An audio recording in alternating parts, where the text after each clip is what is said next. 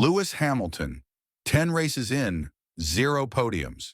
And now he's being compared to drivers who never even lasted a full season in F1. The radio calls are awkward, the chemistry's off, and the longest podium drought of his career is pushing his Ferrari dream closer to disaster. Even insiders are saying this isn't a cold streak, it's a collapse. So what's really going wrong?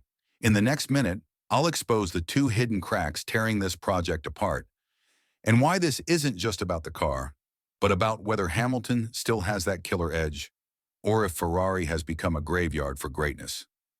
Don't blink. 10 races. Hamilton's worst season?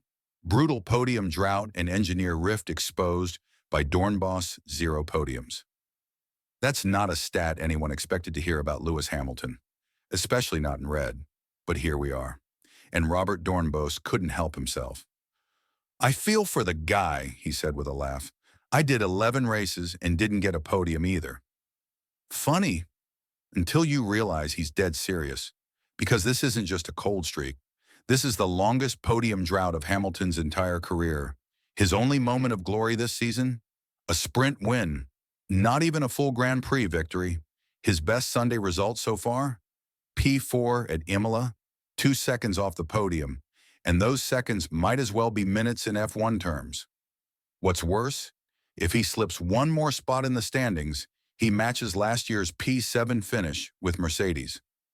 The worst season of his career, repeated. And here's the thing, the warning signs were there early. The tension with his engineer, Riccardo Adami, has been hard to ignore. Radio exchanges that sound more like miscommunication than strategy, like 2 people reading different scripts in the middle of a high-stakes performance. As Doornbos puts it, it's like a marriage with no good days, just the downs. That's not just bad chemistry, that's a partnership unraveling. Doornbos destroys Ferrari's structure, says Hamilton can't save the chaos. Doornbos didn't stop at Hamilton's pace. He took aim at Ferrari's entire foundation. And the message is brutal. The dream of rebuilding Schumacher-era dominance, dead on arrival. Why? Because that legendary run wasn't just about the red overalls. It was about who was in the garage. Ross Brawn, Rory Byrne, an English engineering brain trust operating from Maranello. That mix of cultures made magic. Fast forward to now. Ferrari's structure is very different. A French team boss in Fred Vasseur, a Monegasque lead driver in Charles Leclerc.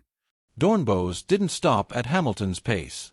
He took aim at Ferrari's entire foundation, and the message is brutal. The dream of rebuilding Schumacher-era dominance?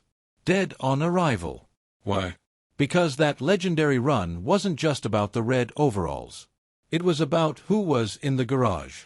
Ross Brawn, Rory Byrne, an English engineering brain trust operating from Maranello. That mix of cultures made magic. Fast forward to now. Ferrari's structure is very different. A French team boss in Fred Vasseur, a Monegasque lead driver in Charles Leclerc, and Hamilton, the lone Brit, parachuted into a team that still doesn't quite speak his racing language. Back then it was practically an English team based in Italy, Doornbos said. Now, it's chaos. They've changed so much, and it's still dramatic. And here's the brutal punchline. Even with all his experience, Hamilton might not be quick enough right now to carry the team through it. Maybe he's not fast enough either, Doornbos said bluntly. Not to throw shade, but to ask the tough question. Has Hamilton lost that extra edge that made him untouchable? Or is the environment simply too broken for even the best to thrive? The most successful driver in F1 history, and not a single podium in 10 races. This isn't just a slump, it's a crisis.